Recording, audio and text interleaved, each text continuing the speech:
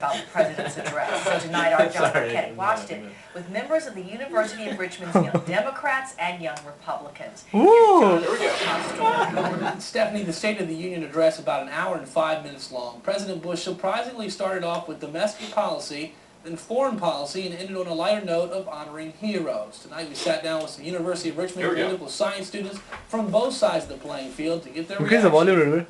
President Bush had to say Increase about the what to volume. expect in 2007.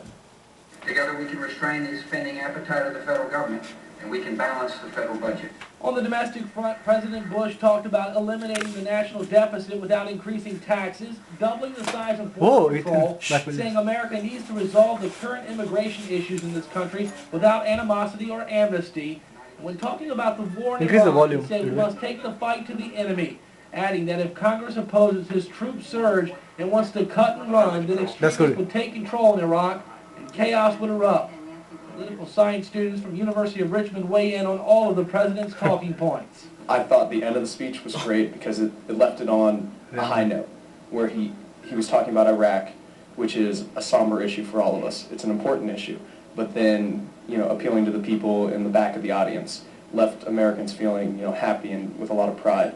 I really like that he acknowledged the fact that millions of Americans are without health care, and that is a major problem. Bush is steadfast. That's his leadership, his courage. He's probably one of the bravest presidents in American history. Really strike a conciliatory tone.